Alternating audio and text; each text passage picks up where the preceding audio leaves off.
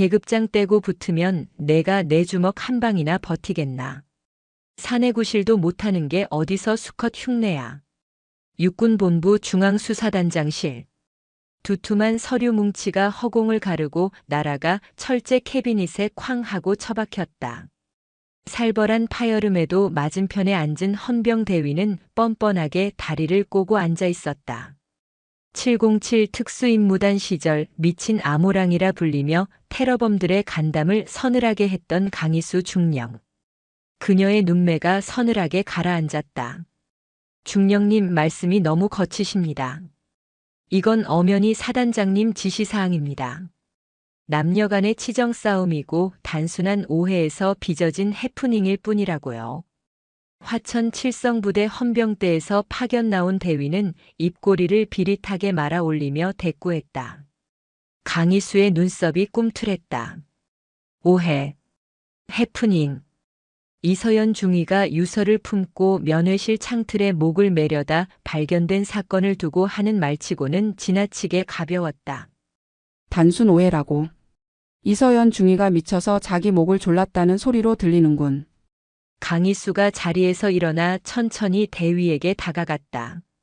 또각또각. 군화 발소리가 심장 박동처럼 무겁게 단장실을 울렸다. 대위의 얼굴에서 여유가 조금씩 사라졌다. 그는 본능적으로 의자 뒤로 몸을 빼려 했지만 강희수의 손이 더 빨랐다. 퍽. 강희수의 손이 대위의 멱살을 움켜쥐고 그대로 책상 위로 끌어올렸다. 억 하는 소리와 함께 대위의 두 발이 허공에서 버둥거렸다. 내 귀에 도청장치라도 달린 줄 아나 보지. 사단장 아들이 싼 똥 치우려고 여기까지 기어와서 지저대면 내가 아 그렇습니까? 하고 꼬리라도 흔들 줄 알았나. 이거 놓으십시오. 이건 명백한 상관 모욕입니다. 감찰에 제소하겠습니다. 모욕? 좋지. 그럼 제대로 모욕해 주지. 당장 꺼져. 내 수사에는 성역도 없고 봐주는 놈도 없어. 내 주인한테 가서 전해. 미친 아모랑이가 피 냄새를 맡았으니 목덜미 씻고 기다리라고. 강희수는 대위를 짐짝처럼 문 밖으로 집어 던졌다. 우당탕. 복도 바닥에 볼품없이 나뒹구는 대위를 보며 그녀는 구겨진 제복 소매를 툭툭 털어냈다. 복도를 지나던 행정병들이 기겁하며 길을 텄다. 단장님 괜찮으십니까? 조용히 문을 닫으며 들어온 것은 부관 김도진 소령이었다. 강희수의 오랜 부관이자 707 시절부터 생사고락을 함께한 믿음직한 후배. 하지만 오늘따라 그의 표정이 묘하게 어두웠다. 시선을 피하는 듯한 그 눈빛. 강희수는 책상 위에 명패를 손가락으로 톡톡 두드렸다. 도진아. 짐 싸라. 화천으로 간다. 화천 칠성부대 말씀이십니까? 사단장인 최무성 소장, 육사 선후배들 꽉 잡고 있는 실세 중의 실세입니다. 건드리면 육본 전체가 시끄러워질 겁니다. 게다가 이번 사건 위에서도 덮으려는 눈치입니다. 시끄러우라고 건드리는 거야. 조용히 덮으려는 놈들이 제일 싫어하는 게 소란이니까. 강희수는 서랍에서 낡은 은색 지포 라이터를 꺼내 만지작거렸다. 뚜껑을 열었다 닫을 때마다 캉캉 하는 금소금이 울렸다. 이서연이. 내가 소위 때 훈련시켰던 애야. 독한 년이었지. 발톱 빠진 줄도 모르고 천리행군 완주했던 애가 고작 오해 때문에 목을 매? 웃기지 마라 그래. 그녀의 눈빛이 차갑게 빛났다. 그것은 사냥감을 포착한 맹수의 눈, 바로 그 자체였다. 차량 대기시키겠습니다. 김도진이 짧게 경례를 하고 나갔다. 강희수는 창밖으로 보이는 계룡대의 평온한 풍경을 바라보았다. 저 평화로운 위장막 아래 얼마나 썩어 문드러진 살점들이 엉겨붙어 있을지. 그녀는 주먹을 꽉 쥐었다. 강원도 화천군 상서면 칠성부대 사단 사령부. 사방이 산으로 둘러싸인 화천의 밤은 일찍 찾아왔다. 사단장실의 공기는 무거웠다. 최고급 가죽 소파에 깊숙이 몸을 파묻은 최무성 소장은 찻잔을 만지작거리고 있었다. 맞은편에는 고개를 푹 숙인 아들 최민재 대위가 죄인처럼 앉아 있었다. 민재야. 최무성의 목소리는 나직했지만 그 안에 담긴 위압감은 상당했다. 네, 사단장님. 내가 너한테 쥐어준 게 계급장이냐 아니면 면죄부냐. 죄송합니다. 그 계집애가 그렇게 나올 줄은 몰랐습니다. 분명 술도 좀 들어갔고 분위기 좋았는데. 와장창. 최무성이 찻잔을 아들의 발치에 집어 던졌다. 파편이 튀고 뜨거운 차가 최민재의 군화 위로 쏟아졌다. 최민재가 비명을 삼키며 몸을 움츠렸다. 분위기라. 내가 강제로 주무르는데 분위기가 좋았을 리가 있나. 멍청한 놈. 놀 거면 뒤탈없게 놀라고 몇 번을 말했나. 내 진급 심사가 코앞이야. 별 3개가 눈앞에 있는데 내가 죄를 뿌려. 최무성은 혀를 찼다. 아들놈의 멍청함이 뼈에 사무치도록 짜증스러웠지만 하나뿐인 핏줄이었다. 이놈이 성범죄자로 낙인 찍히면 자신의 군 생활도 끝장이었다. 이서연 중위. 처리 확실하게 했겠지. 어둠 속에서 헌병대장이 걸어 나왔다. 아까 6본에서 강희수에게 쫓겨난 그 대위의 직속 상관이었다. 네, 사단장님. 현재 사단 의무대 격리실에 수용 중입니다. 외부 접촉은 일체 차단했습니다. 정신불안 증세를 이유로 의병 제대 심사에도 올릴 예정입니다. 입 하나 벙긋 못하게 약도 좀 썼습니다. 6본에서 냄새를 맡았다던데. 강희수 중령 말씀이십니까? 그 여자 독종으로 유명합니다만 증거도 없는 일에 함부로 덤비지는 못할 겁니다. 그리고 헌병대장이 말을 흐리며 최무성의 눈치를 살폈다. 최무성이 눈썹을 치켜떴다. 그리고 뭐. 김도진 소령 쪽에 줄을 대놨습니다. 최무성의 입가에 비로소 옅은 미소가 번졌다. 김도진이라. 강희수의 오른팔 아닌가. 동생 병원비 때문에 사채까지 썼더군요. 쥐구멍이 급한 놈입니다. 강희수 중령의 일거수일투족을 보고하라고 했습니다. 아마 조만간 좋은 소식이 있을 겁니다. 역시 자네야. 강희수라. 707 출신의 미친 암호랑이. 글쎄, 이빨 빠진 호랑이가 내 구역인 화천 골짜기에서 뭘 할 수 있을지 지켜보자고. 그는 창밖을 내다보았다. 화악산 줄기 위로 검은 먹구름이 몰려오고 있었다. 비가 올 것 같았다. 피비린내를 씻어낼 아주 세찬 비가. 화천으로 향하는 관용차 안은 숨막히는 침묵만이 감돌았다. 강희수는 태블릿으로 이서연 중위의 인사기록 카드를 훑어보고 있었다. 성실하고 책임감 강한 장교. 동료들의 평판도 최상. 그런 그녀가 갑자기 사단장 아들을 유혹하고 그게 실패하자 자살 소동을 벌였다는 시나리오는 삼류 소설보다도 못했다. 도진아. 운전대를 잡은 김도진의 등이 움찔했다. 네, 단장님. 넌 내가 왜 널 부관으로 데리고 있는지 아나? 뜬금없는 질문이었다. 김도진이 백미러로 뒷좌석의 강희수를 힐끔 보았다. 강희수는 창밖을 보고 있었다. 제가 일을 잘해서 아닙니까? 사격도 무술도 단장님 다음으로는 자신 있습니다. 아니. 넌 거짓말을 못해. 707 훈련 때 기억나나? 교관 몰래 초코파이 훔쳐먹다 걸렸을 때 끝까지 아니라고 우기는데 입가에 초콜릿 묻어 있었던 거. 강희수가 피식 웃었다. 하지만 그 웃음은 차가웠다. 그때 얼차려 받느라 죽는 줄 알았습니다. 그래. 죽도록 굴렀지. 근데 도진아. 지금 내 눈이 그때랑 똑같다. 차 안의 공기가 순식간에 영하로 떨어진 듯 했다. 김도진의 손이 핸들을 꽉 쥐어 가죽이 비틀리는 소리가 났다. 끼익 차가 갓길에 급하게 멈춰섰다. 뒤따르던 화물차가 경적을 울리며 지나갔다. 무슨 말씀이십니까? 최무성 쪽에서 연락 왔었지. 강희수의 목소리는 낮고 확실했다. 떠보는 것이 아니었다. 확신이었다. 그녀는 김도진이 동생의 수술비 문제로 골머리를 앓고 있다는 것을 이미 알고 있었다. 김도진은 침을 꿀꺽 삼켰다. 식은땀이 관자놀이를 타고 흘러내렸다. 말해. 뭐라고 지저대던. 강희수가 상체를 앞으로 숙이며 운전석 헤드레스트 옆으로 얼굴을 들이밀었다.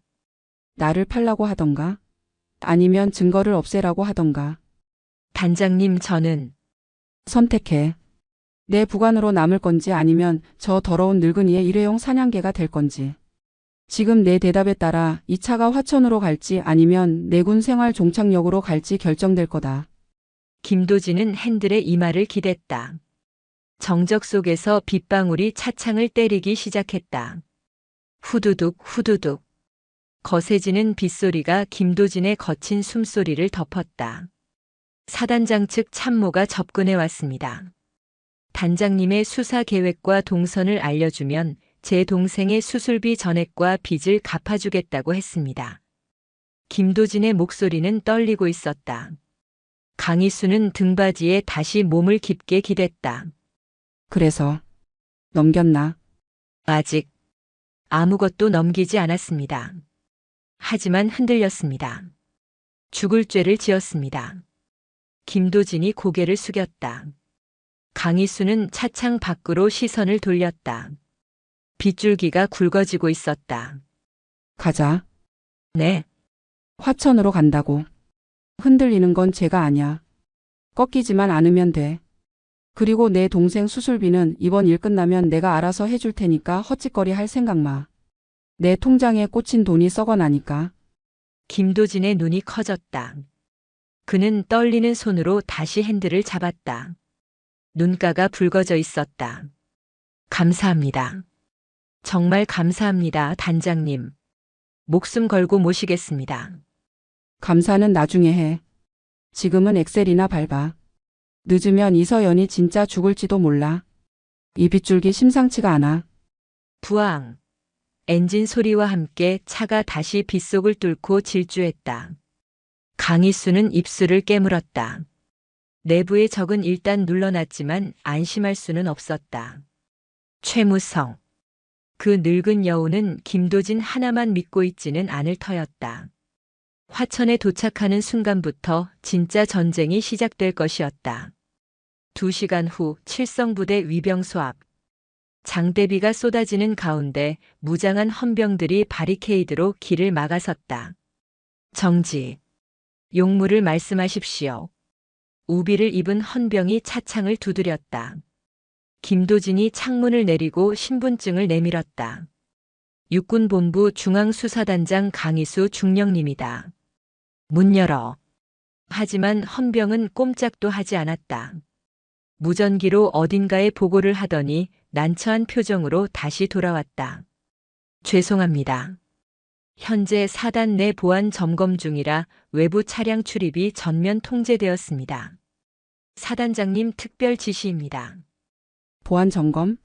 수사관이 왔는데 문을 걸어 잠가? 아주 대놓고 숨기겠다 이거군. 강희수가 차 문을 열고 내렸다. 쏟아지는 비를 그대로 맞으며 그녀가 헌병 앞으로 걸어갔다. 주 중령님, 차에 계십시오. 비 맞으십니다. 김도진이 우산을 들고 뛰어왔지만 강희수는 손을 들어 제지했다. 그녀는 헌병의 눈을 똑바로 쳐다보았다. 야, 바리케이드 치워. 죄송합니다. 명령입니다. 명령? 내 사단장 명령은 명령이고 내 명령은 개 짖는 소리냐? 강희수가 헌병의 우의 깃을 잡아챘다. 빗물에 젖은 그녀의 얼굴이 살기등등하게 빛났다. 지금 당장 이 바리케이드 안 치우면 내가 이걸 맨손으로 뜯어내고 들어갈 거야. 그리고 너희들 전부 공무집행 방해로 영창에 쳐넣을 거다. 선택해. 문을 열래 아니면 영창 갈래? 그때 위병소 안쪽에서 검은색 세단이 다가왔다. 창문이 내려가고 사단 법무참모가 비열한 웃음을 지으며 얼굴을 내밀었다. 아이고 강 중령님. 707 출신이라더니 화천까지 와서 행패를 부리십니까? 여기는 육본이 아닙니다. 돌아가시죠. 강희수가 피식 웃으며 재킷을 벗어 김도진에게 던졌다. 얇은 셔츠가 빗물에 젖어 몸에 달라붙었다. 그녀가 손목을 풀었다. 우두둑. 행패? 아니지. 지금부터 보여줄게 진짜 행패야. 강희수가 바리케이드를 향해 한 걸음을 내디뎠다. 7사단 위병소 앞 빗속의 혈투가 시작되려 하고 있었다. 빗줄기는 폭포수처럼 쏟아지고 있었다. 화천의 밤하늘이 번쩍이며 천둥 소리를 토해낼 때마다 위병소 앞의 아수라장이 섬광처럼 드러났다 사라졌다. 잡아! 팔 꺾어! 수색대원 넷이 동시에 강희수를 덮쳤다. 진흙탕 위에서 엉켜붙는 몸뚱이들. 보통 사람이라면 이미 제압당해 바닥에 얼굴을 처박고 있어야 할 상황이었다. 하지만 그 중심에 있는 건 707 특수임무단 범죄첩보 팀장 출신의 강희수였다. 귀찮게 굴지 말고 좀 비키라고. 강희수의 고함과 함께 그녀의 몸이 용수철처럼 튀어올랐다. 그녀는 자신의 팔을 잡은 병사의 힘을 역이용해 허공으로 몸을 띄웠고 회전하며 뻗은 다리가 뒤에서 달려들던 병사의 턱을 정확히 가격했다. 퍽! 둔탁한 타격음이 빗소리를 뚫고 울렸다. 병사 하나가 나가떨어지자 포위망에 균열이 생겼다. 강희수는 착지와 동시에 낮은 자세로 파고들어 정면에 있던 병사의 오금을 군화발로 걷어찼다. 중심을 잃은 병사가 앞으로 고꾸라지자 그녀는 망설임 없이 그의 등을 밟고 도약해 법무참모가 서 있는 지프차 보닛 위로 뛰어올랐다. 쿵! 보닛이 찌그러지며 차가 휘청거렸다. 법무참모의 눈이 공포로 질려 튀어나올 듯 커졌다. 비에 젖은 생쥐꼴이 된 강희수가 차 지붕 위에 쭈그리고 앉아 그를 내려다보고 있었다. 문 열어. 미쳤어. 너 지금 무슨 짓을 하는 줄 알아? 이건 반란이야.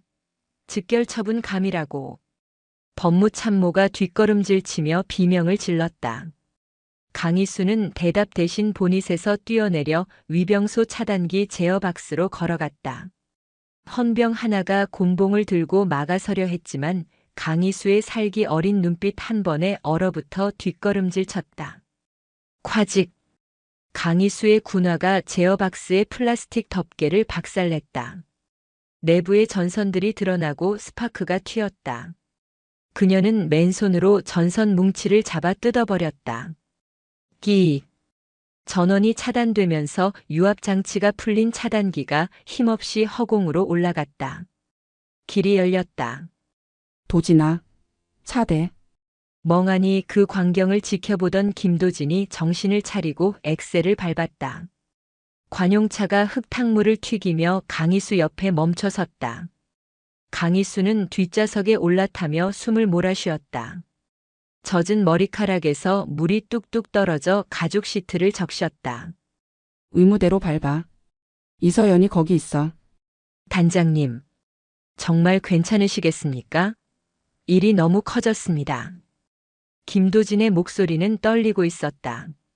백미러로 보이는 위병소는 쓰러진 병사들과 부서진 기물들로 난장판이었다.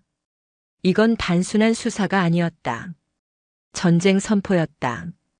커지라고 한 짓이야. 조용히 넘어가면 저놈들은 이서연을 쥐도 새도 모르게 묻어버릴 놈들이야. 시끄러워야 해. 세상이 다 알 정도로 시끄러워야 저놈들이 함부로 못 움직여. 강희수는 젖은 소매를 걷어올리며 창밖을 노려보았다. 어둠 속에 잠긴 사단 영내가 거대한 괴물의 아가리처럼 보였다. 사단 의무대 격리병동. 일반 병실과는 떨어진 구석진 건물. 창문에는 쇠창살이 쳐져 있었고 입구에는 사복을 입은 건장한 사내 둘이 지키고 있었다. 헌병이 아니었다. 냄새가 났다. 민간 군사기업 혹은 용역 깡패의 냄새가. 끽. 차가 격리병동 입구에 급정거했다. 강희수는 차가 완전히 멈추기도 전에 문을 박차고 나갔다. 뭐야? 여기 통제구역이야. 꺼져. 사복 사내 중 하나가 껌을 씹으며 다가왔다. 강희수는 대꾸할 가치도 없다는 듯 걸음을 멈추지 않았다. 사내가 그녀의 어깨를 밀치려 손을 뻗는 순간 강희수의 손이 사내의 손목을 낚아챘다. 우두둑. 아!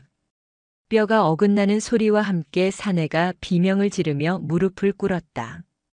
강희수는 사내의 팔을 꺾은 채 그대로 입구 유리문으로 밀어붙였다. 와장창. 유리가 깨지며 문이 열렸다. 길 막지 마. 더 부러지기 싫으면. 나머지 한 사내가 품 안에서 3단봉을 꺼내려다 김도진이 겨눈 테이저건을 보고 동작을 멈췄다. 김도진의 눈빛도 이제는 제법 매서워져 있었다. 지켜. 아무도 못 들어오게. 강희수는 김도진에게 뒤를 맡기고 복도로 뛰어들어갔다. 소독약 냄새가 진동하는 복도 끝, 특수 격리실이라는 팻말이 붙은 문이 보였다. 문은 잠겨 있었지만 강희수에게는 문제가 되지 않았다. 소화기를 집어든 그녀는 망설임 없이 문고리를 내리찍었다. 쾅, 쾅. 3번의 타격 끝에 문고리가 떨어져 나갔다. 강희수는 어깨로 문을 밀고 들어갔다. 누구십니까? 안에는 군의관 가운을 입은 남자가 주사기를 든 채 떨고 있었다. 그리고 침대 위에는 이서연 중위가 누워 있었다. 강희수의 심장이 덜컥 내려앉았다. 이서연의 양팔과 다리는 침대의 끈으로 결박되어 있었다. 초점 없는 눈은 천장을 향해 멍하니 열려 있었고 입가에는 허여멀건 거품이 말라붙어 있었다. 명백한 약물 과다 투여 반응이었다. 이 개자식들이. 강희수가 군의관에게 달려들었다. 군의관은 비명을 지르며 구석으로 도망쳤지만 독이 오른 호랑이를 피할 수는 없었다. 강희수는 군의관의 멱살을 잡고 벽으로 밀어붙였다. 뭐 투여했어? 당장 불어. 뭘 주사했냐고. 진정제입니다. 환자가 자해를 시도해서 어쩔 수 없이. 자해? 저게 자해를 막으려고 묶어놓은 꼴이야? 사지 멀쩡한 애를 식물인간으로 만들어놔? 강희수는 군의관의 손에 들린 주사기를 빼앗아 바닥에 내동댕이 쳤다. 그리고는 침대로 달려가 이서연의 결박을 풀기 시작했다. 서연아. 서연아 나야. 강중령이야. 언니 왔어. 정신 차려. 이서연의 고개가 힘없이 옆으로 돌아갔다. 그녀의 입술이 달싹거렸다. 네. 대위님. 잘. 못. 했어요. 살려. 주세요. 그것은 살려달라는 애원이 아니었다. 철저하게 학습된 공포였다. 강희수의 눈에서 뜨거운 것이 울컥 치솟았다. 4년 전 임관식에서 가장 씩씩하게 경례를 붙이던 그 당찬 후배는 온데간데 없었다. 누가 그랬어? 최민재 그 새끼가 그랬니? 응? 아니야. 아니야. 내가 꼬리 쳤어. 내가 더러운 년이야. 이서연이 발작적으로 몸을 떨며 중얼거렸다. 강희수는 이서연을 와락 끌어안았다. 앙상하게 마른 등이 느껴졌다. 분노가 머리끝까지 치밀어 시야가 붉게 물들었다. 이건 범죄가 아니었다. 이건 살인이었다. 영혼을 죽이는 살인. 그때 복도에서 군화 발소리가 요란하게 들려왔다. 수십 명은 좋게 될 듯한 발소리였다. 포위해. 창문이랑 비상구 전부 막아.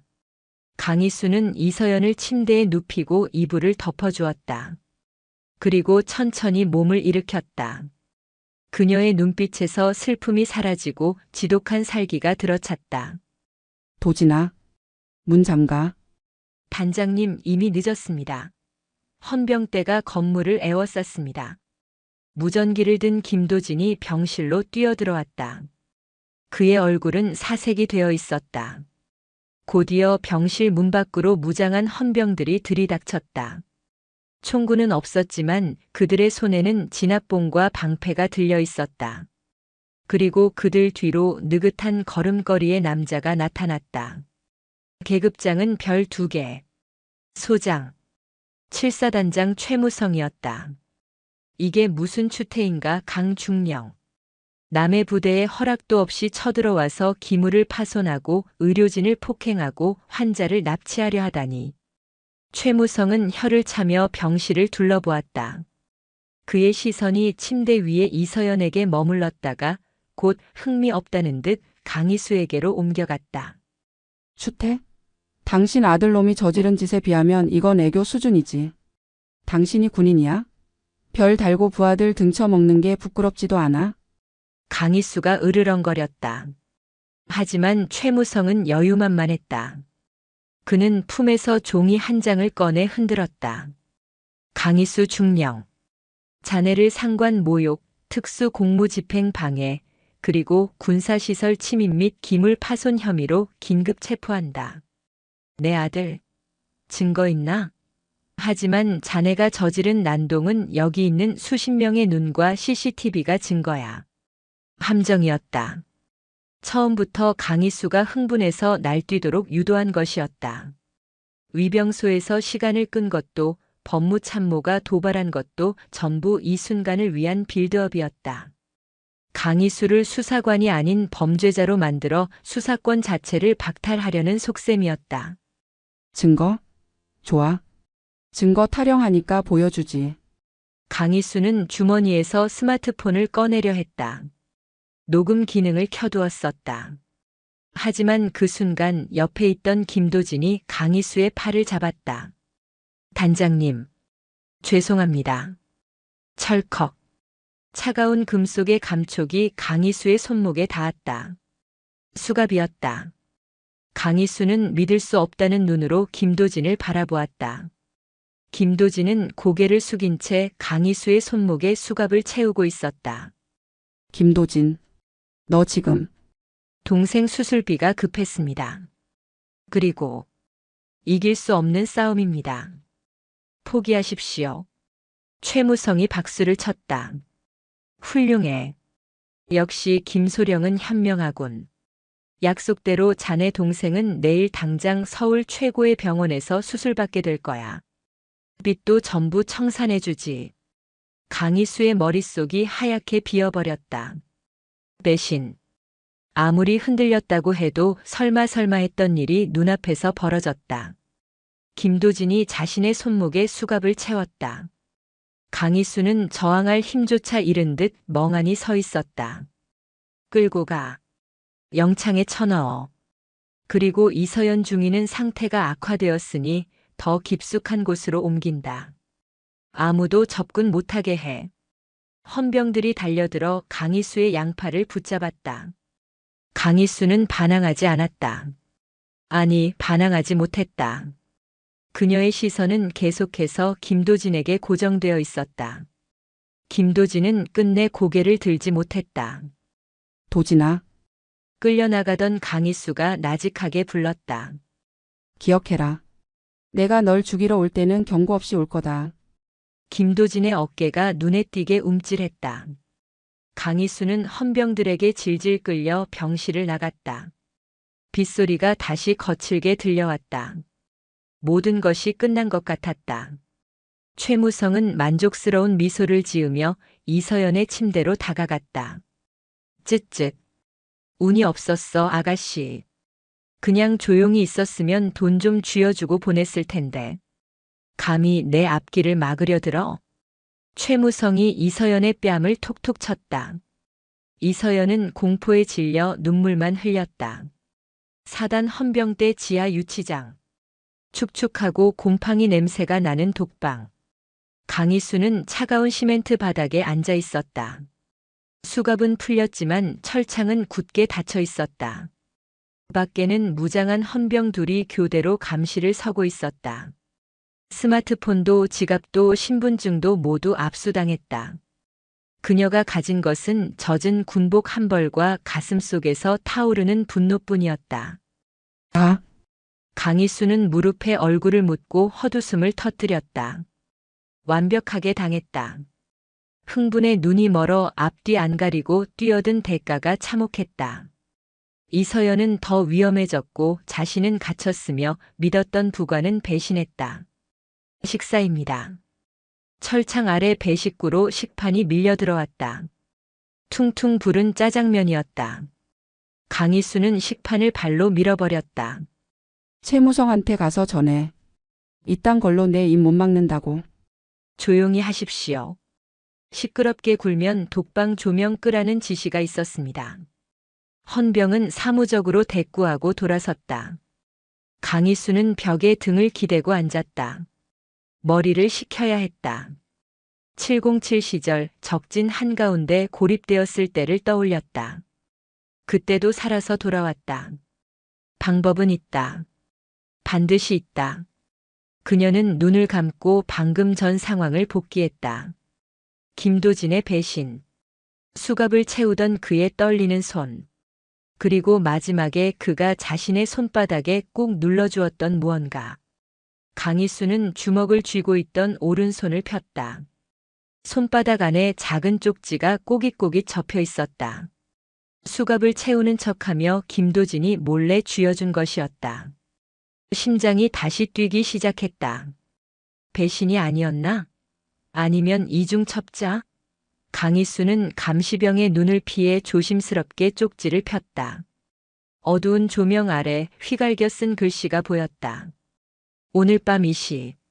환풍구. 이서연 중위 내일 아침 폐쇄병동으로 이송 예정. 짧은 두 문장. 하지만 강희수에게는 충분했다. 김도진은 배신한 척 연기를 한 것이었다. 최무성을 안심시키고 강희수를 최악의 상황에서 빼내기 위한 도박. 강희수는 쪽지를 입에 넣고 씹어 삼켰다. 종이의 씁쓸한 맛이 입안에 퍼졌다. 그래. 이거지. 그녀의 눈빛이 다시 살아났다. 시계를 볼 수는 없었지만 감각적으로 알 수 있었다. 이 시까지는 앞으로 4시간. 그녀는 천장을 올려다보았다. 구석에 낡은 환풍구가 보였다. 녹이 슬어 헐거워 보이는 나사들. 강희수는 입꼬리를 올렸다. 최무성. 축배는 아직 일러. 이 미친 호랑이가 철창을 씹어먹고 나갈 테니까. 밤이 깊어질수록 빗소리는 더욱 거세지고 있었다.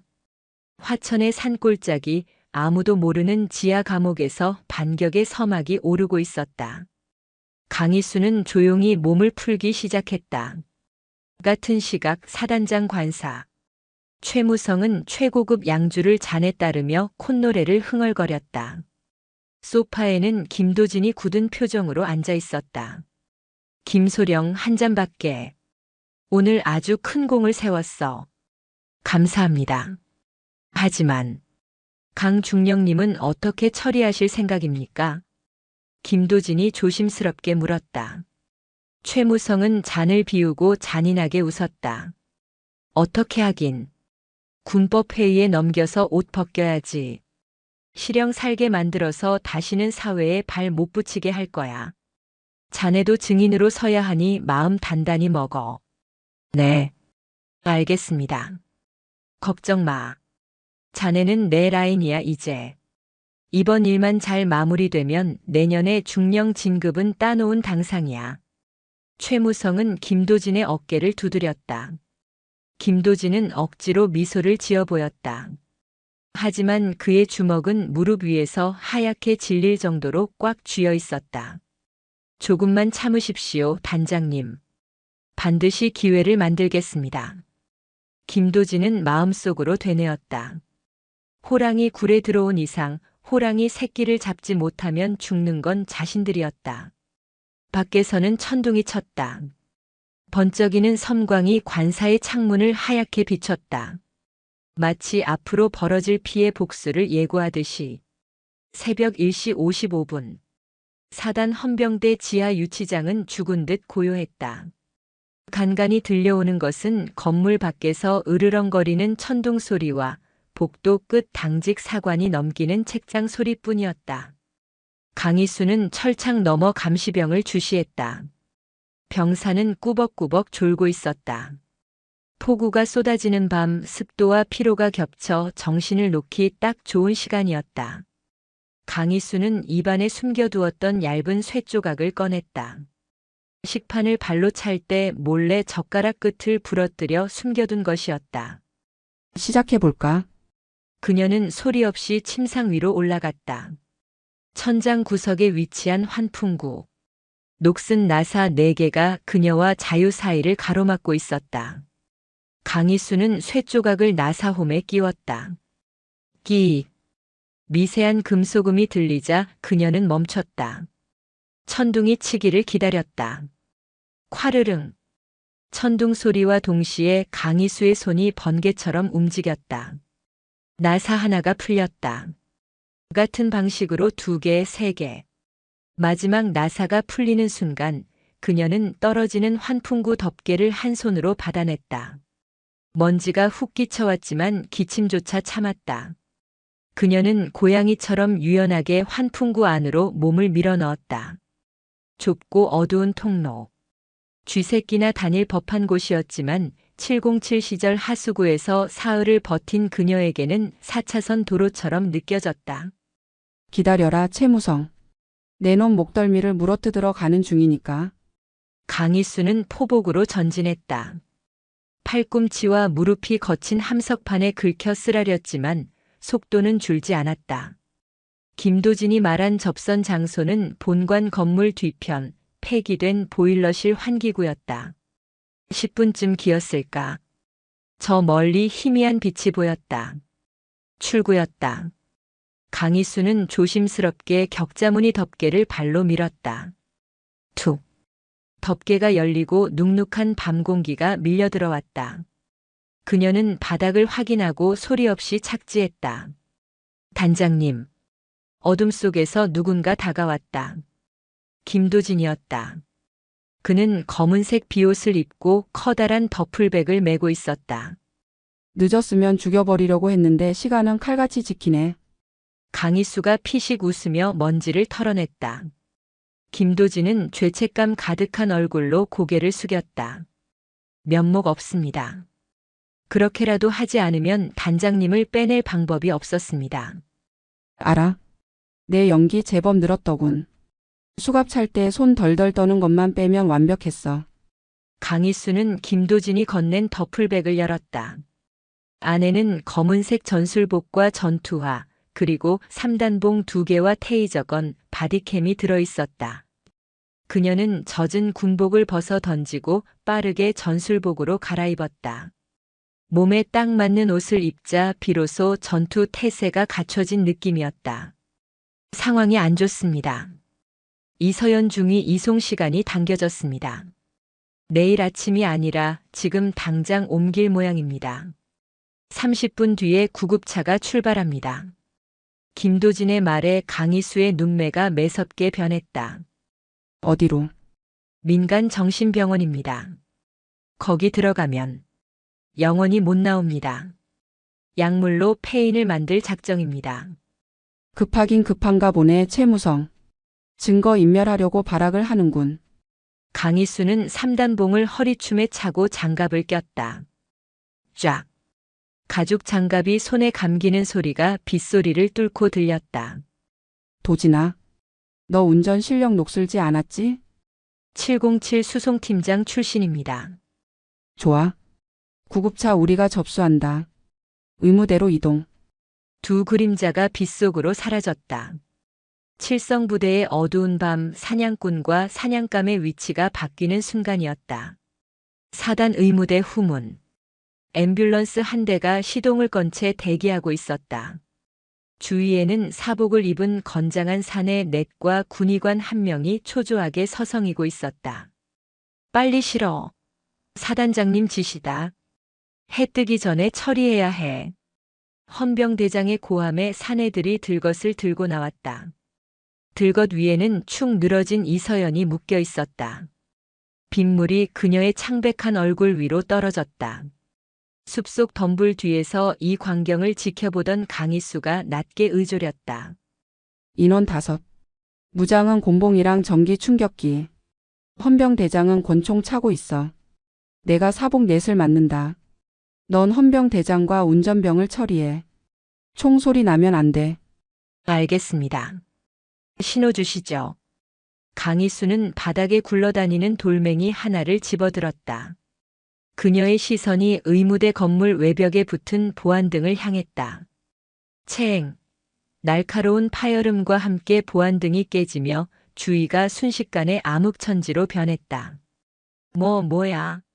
누가 불 껐어? 당황한 사내들이 우왕좌왕하는 사이 어둠 속에서 강희수가 튀어나갔다. 바람을 가르는 소리조차 없었다. 강희수는 가장 가까이 있던 사내의 뒤로 접근해 무릎 뒤 오금을 걷어찼다.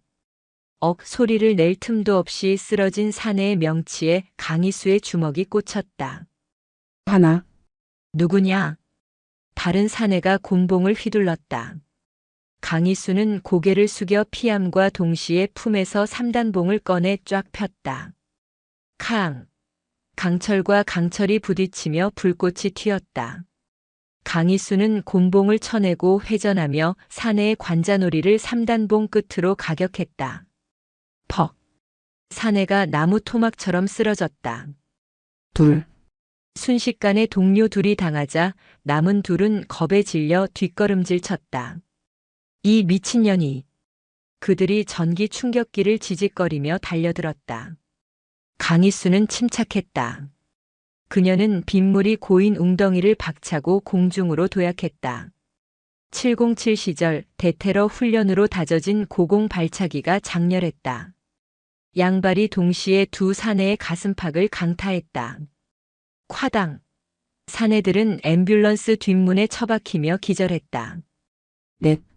정리 끝. 한편 운전석 쪽에서는 김도진이 헌병대장을 제압하고 있었다. 권총을 뽑으려던 헌병대장의 손목을 꺾고 유도 기술로 바닥에 매다 꽂았다. 끄악. 너 김도진. 죄송합니다, 대장님. 잠시 주무십시오. 김도진이 수도로 헌병대장의 목덜미를 내리쳤다. 헌병대장은 거품을 물고 기절했다.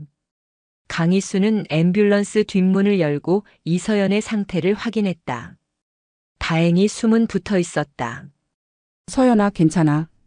이제 집에 가자.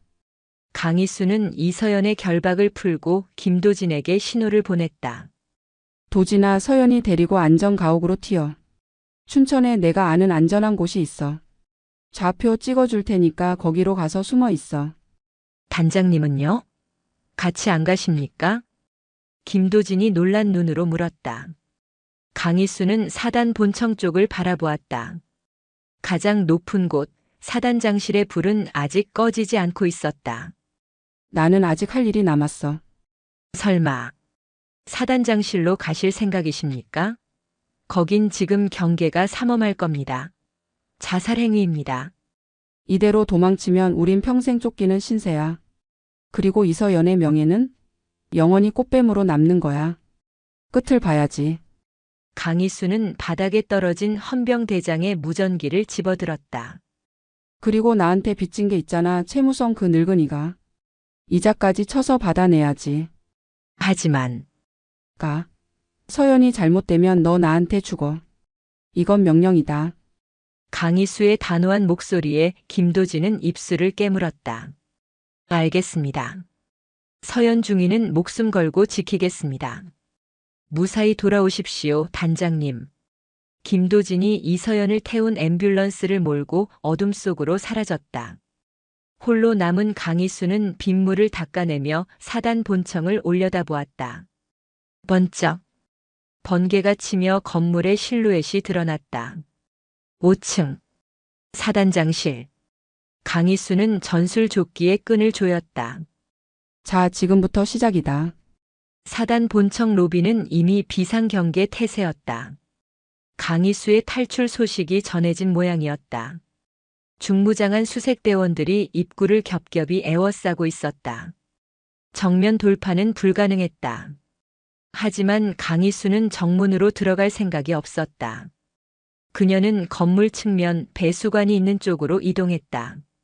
미끄러운 외벽이었지만 배수관과 창틀을 이용하면 5층까지 올라갈 수 있었다. 그녀는 장갑에 송진 가루를 묻혔다. 그리고 망설임 없이 벽을 타기 시작했다. 빗줄기가 얼굴을 때리고 바람이 몸을 흔들었지만 그녀는 거미처럼 벽에 붙어 한층 올라갔다. 3층, 4층. 근육이 비명을 질렀지만 멈추지 않았다. 마침내 5층 사단장실 창문 아래 도착했다. 안에서는 불빛이 새어나오고 있었다. 강희수는 난간을 잡고 숨을 골랐다. 안에서 최무성의 목소리가 들렸다. 뭐? 놓쳐? 이 밥통 같은 새끼들이. 당장 전 병력 풀어서 잡아. 산을 뒤져서라도 찾아내. 전화기에 대고 고래고래 소리를 지르는 최무성의 그림자가 커튼에 비쳤다. 강희수는 허리춤에서 윈도우 브레이커를 꺼냈다. 그리고 로프를 난간에 단단히 고정했다.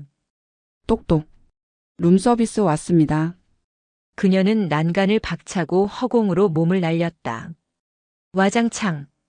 거대한 유리창이 박살나며 파편이 사방으로 튀었다. 폭풍우와 함께 검은 그림자가 사단장실 안으로 들이닥쳤다. 유리 파편이 비처럼 쏟아지는 가운데 강희수가 사단장실 바닥에 착지했다. 구르며 충격을 흡수한 그녀가 벌떡 일어섰다. 누구냐?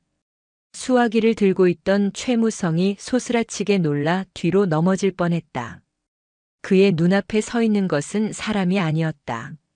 흠뻑 젖은 검은 전술복, 피와 흙탕물로 얼룩진 얼굴, 그리고 형형하게 빛나는 눈동자.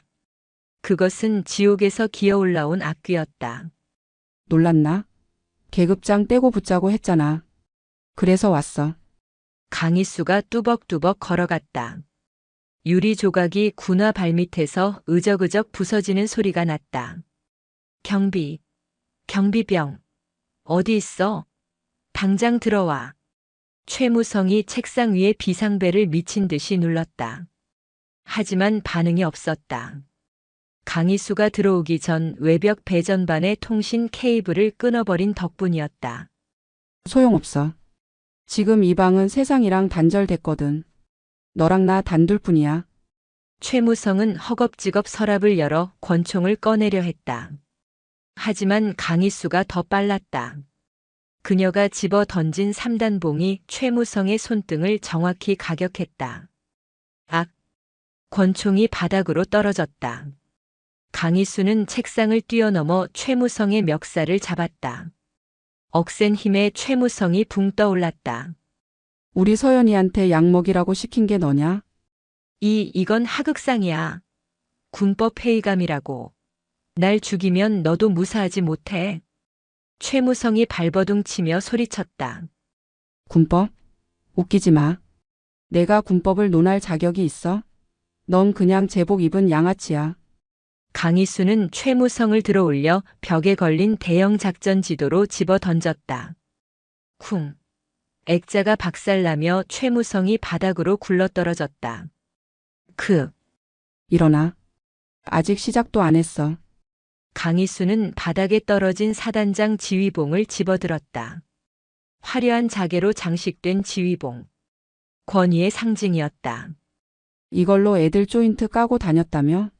내 아들놈 뒤치다꺼리 안 한다고. 딱. 강희수가 지휘봉으로 최무성의 정강이를 후려쳤다. 뼈가 울리는 고통에 최무성이 비명을 질렀다. 아, 살려줘. 제발. 아파? 서연이는 이것보다 100배는 더 아팠어. 몸이 아니라 마음이 난도질당했으니까. 강희수는 지휘봉을 양손으로 잡고 무릎으로 꺾어버렸다. 우지끈. 두 동강난 지휘봉을 바닥에 버린 그녀는 최무성의 머리채를 잡고 강제로 일으켜 세웠다. 말해. 내 입으로 불어. 이서연 성추행 내 아들놈이 한 짓이고 넌 그거 덮으려고 조작했다고. 증거 있어? 내가 아니라고 하면 그만이야. 끝까지 발뺌하는 최무성. 강희수는 주머니에서 펜처럼 생긴 소형 녹음기를 꺼냈다. 그리고 최무성의 눈앞에 흔들었다. 이거 보여? 지금 돌아가고 있어. 그리고 내 가슴에 달린 이 바디캠 실시간으로 클라우드에 전송 중이야. 내가 여기서 개소리하는 거 이미 내 동료들이 다 듣고 있다고. 사실 클라우드 전송은 거짓말이었다. 하지만 공포에 질린 최무성의 판단력은 이미 마비되어 있었다. 뭐라고? 선택해. 여기서 나한테 맞아 죽고 뉴스에 시체로 나올래? 아니면 자백하고 간방 가서 콩밥 먹을래? 난 전자가 더 마음에 드는데. 강희수가 주먹을 들어 올렸다. 707 시절 살인 병기라 불리던 그 주먹이었다. 최무성은 본능적으로 느꼈다. 저 주먹에 맞으면 죽는다. 말할게. 내가 했어. 민재 그놈이 사고 쳤다고 해서 내가 헌병대장이랑 짜고 덮었어. 이서연이 미친 거라고 조작하라고 내가 시켰어. 됐냐? 최무성이 울부짖으며 털어놓았다. 강희수의 입가에 차가운 미소가 번졌다. 빙고. 목소리 아주 잘 들어갔네. 그때 쾅 하고 사단장실 문이 부서져라 열렸다. 중무장한 수색대원들이 총구를 겨누며 들이닥쳤다. 움직이지 마. 사격 개시. 쏘지 마. 야, 이 새끼들아, 쏘지 마. 나 여기 있어. 최무성이 강희수를 방패막이 삼으려 했지만 강희수는 이미 그를 바닥에 내팽개치고 손을 들었다. 진정들 해. 볼일 다 봤으니까. 강희수 중령.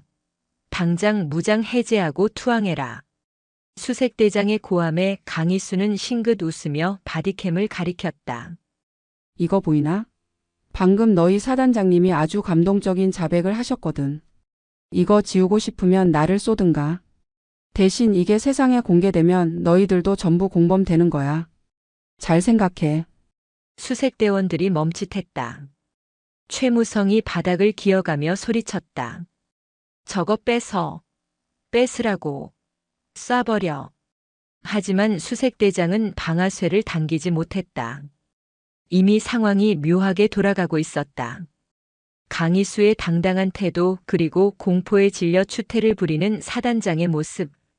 군인으로서의 본능이 이 상황의 진실을 감지하고 있었다. 그때 깨진 창문 너머로 헬기 소리가 들려왔다. 두두두두. 사단장실 안으로 강력한 서치라이트 불빛이 쏟아져 들어왔다. 타이밍 한번 기가 막히네. 강희수가 창밖을 보며 웃었다. 헬기에는 육군본부 헌병 마크가 선명했다. 계룡대에서 급파된 중앙수사단 본대 병력이었다. 강희수가 미리 심어둔 믿을 수 있는 후배가 강희수의 SOS 신호를 받고 출동한 것이었다. 육군본부 중앙수사단이다. 전 병력 무장 해제하고 대기하라. 지금 이 시각부로 7사단 지휘권은 육군본부에서 접수한다. 확성기 소리가 영내를 울렸다. 수색대원들은 서로 눈치를 보다가 슬그머니 총구를 내렸다. 최무성은 망연자실한 표정으로 주저앉았다. 헬기에서 로프가 내려오고 검은 대테러복을 입은 수사관들이 창문으로 진입했다. 그들은 강희수에게 거수 경례를 붙였다. 단장님, 늦어서 죄송합니다. 아니야. 딱 맞춰 왔어. 청소할 시간이다. 강희수는 멍하니 앉아있는 최무성에게 다가갔다. 그리고 주머니에서 수갑을 꺼냈다. 아까 김도진이 자신에게 채웠던 바로 그 수갑이었다. 철컥. 최무성 소장. 당신을 직권남용 허위공문서 작성 성폭력 범죄 은폐 및 교사 혐의로 체포한다. 변호사는 선임하든 말든 알아서 해. 어차피 넌 끝났으니까. 최무성은 고개를 떨구었다. 그의 손목에 채워진 은색 수갑이 서치라이트 빛을 받아 차갑게 빛났다. 강희수는 깨진 창가로 다가갔다. 비는 어느새 그쳐 있었고 동쪽 하늘에서 희미하게 여명이 밝아오고 있었다. 폭풍우가 지나간 화천의 산세가 서서히 모습을 드러냈다. 도진아 서연아. 끝났다. 그녀는 깊은 숨을 들이마셨다. 비냄새 섞인 새벽 공기가 폐부 깊숙이 들어왔다. 그것은 승리의 냄새였고 정의의 냄새였다. 미친 호랑이의 사냥이 완벽하게 끝나는 순간이었다.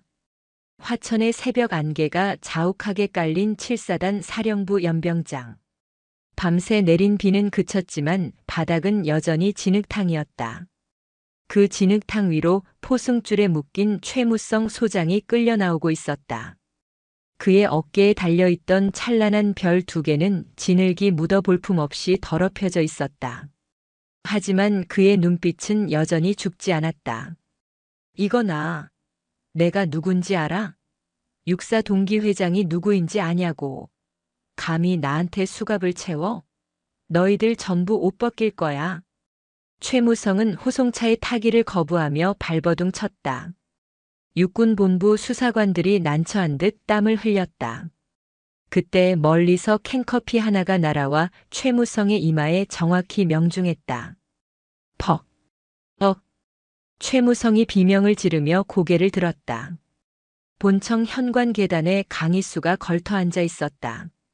젖은 머리를 대충 털어넘긴 그녀는 아직도 피 묻은 전술복 차림이었다. 시끄러워서 커피를 마실 수가 없네. 야, 똥별. 목청 좋은 거 보니 아직 덜 맞았나 봐. 가 강희수. 내년이 내 앞길을 막고 무사할 것 같으냐. 내 변호인단이 도착하면 이따위 강압수사는 전부 무효야. 내가 당한 폭행, 협박 전부 고소할 거다. 그러시든가. 근데 그거 아나? 뱀이 아무리 혀를 날름거려봤자 독리가 빠지면 그냥 지렁이야. 넌 이제 지렁이고. 강희수는 손가락으로 호송차를 가리켰다. 태워. 짐짝 씻는데 예우가 무슨 필요야. 수사관들이 강희수의 기세에 힘을 얻어 최무성을 강제로 차 안에 밀어넣었다. 쿵 하고 문이 닫히자 비로소 연병장의 고요가 찾아왔다. 강희수는 자리에서 일어나 기지개를 켰다. 온몸의 근육이 비명을 질렀지만 쉴 틈이 없었다. 진짜 싸움은 이제부터였다. 법리 다툼, 증거 싸움. 놈들은 돈과 인맥을 총동원해 빠져나가려 할 것이다. 그때 주머니 속에 대포폰이 진동했다. 김도진이었다. 단장님, 서현중위 춘천 안전가옥에 무사히 도착했습니다. 안정을 취하고 있지만 심리 상태가 매우 불안합니다. 고생했다. 놈들 추격은 없었나? 네. 단장님이 본청을 뒤집어 놓으신 덕분에 시선이 전부 그쪽으로 쏠렸습니다. 하지만 김도진이 말을 흐렸다. 뭔데? 최민재 대위가 안 보입니다. 사단장 관사에도 BOQ에도 없습니다. 아까 사단장이 체포될 때도 코빼기도 비치지 않았습니다. 강희수의 눈매가 날카로워졌다. 아비가 잡혀가는데 아들놈이 안 보인다? 도망친 것이다. 아니면 더 끔찍한 짓을 꾸미고 있거나. 쥐새끼가 구멍을 찾아 들어갔군. 도진아, 너 707 시절에 통신감청 특기였지? 녹슬지 않았습니다. 최민재 휴대폰 위치 추적해. 꺼져 있을 확률이 높지만 마지막 신호 잡히는 기지국이라도 찾아내. 그리고 놈의 카드 내역 하이패스 기록 전부 뒤져. 이 새끼 분명히 해외로 뜨려고 할 거야. 알겠습니다. 바로 착수하겠습니다. 전화를 끄는 강희수는 헬기장으로 향했다. 서울로 복귀해야 했다. 육군본부 법무실과 검찰단이 벌써 시끄러웠다. 최무성의 라인들이 구명운동을 시작했다는 첩보가 들어오고 있었다. 같은 시각 서울 서초구의 한 고급 로펌 사무실. 육군 법무감 출신의 전관 변호사 박태수는 텔레비전 뉴스 속보를 보며 혀를 찼다. 화면에는 현직 사단장, 성범죄 은폐 및 직권 남용 혐의로 긴급 체포라는 자막이 흐르고 있었다. 쯧쯧. 최 소장 이 양반 일을 거칠게 처리하더니 결국 탈이 났구만. 박태수는 넥타이를 고쳐 매며 인터폰을 눌렀다. 나다. 7사단건 TF팀 꾸려. 강압수사, 불법 체포, 증거 위조. 이 3가지 프레임으로 간다. 강희수 중령, 그 여자 과거 전력 좀 캐보고. 707 시절 과잉 진압으로 징계받은 거 있지?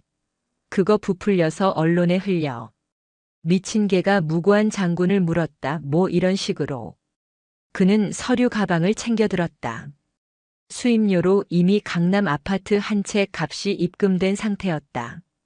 진실 따위는 중요하지 않았다. 어떻게 덮느냐가 중요할 뿐. 군대는 계급이지 정의가 아니라고. 박태수는 비릿한 웃음을 지으며 사무실을 나섰다. 육군본부 중앙수사단 조사실. 서울로 압송된 최무성은 묵비권을 행사하고 있었다. 그는 팔짱을 낀 채 여유롭게 웃고 있었다. 잠시 후 조사실 문이 열리고 박태수 변호사가 들어왔다. 고생 많으십니다, 장군님.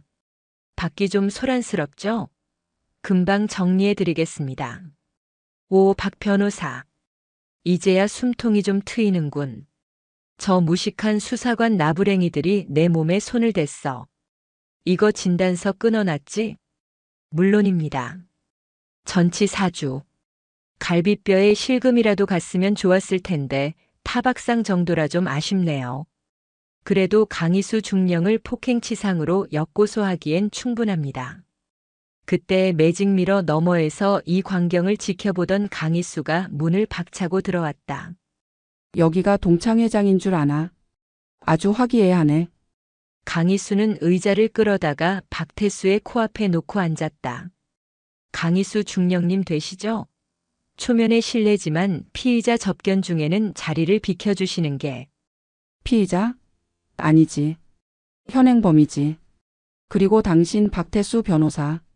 육군 법무관 출신. 군납 비리 사건 때 증거 불충분으로 무죄 받아낸 선수. 강희수는 박태수의 이력을 줄줄 펐다. 박태수의 표정이 살짝 굳었다. 근데 이번엔 번지수 잘못 찾았어. 이건 비리가 아니라 강력범죄야. 그리고 내가 잡은 놈은 절대 안 놓쳐. 법은 감정으로 하는 게 아닙니다, 중령님. 증거가 있어야죠. 최 소장님의 자백. 그거 폭행과 협박에 의한 거 아닙니까? 녹취록 들어보니 지휘봉 부러뜨리는 소리까지 나던데. 그게 증거 능력이 있을까요? 박태수는 노련했다. 강희수의 아킬레스건을 정확히 찔러왔다. 그래? 그럼 이건 어때? 강희수는 품에서 USB 하나를 꺼내 테이블 위에 던졌다. 최무성 사단장실 금고에서 나온 거야.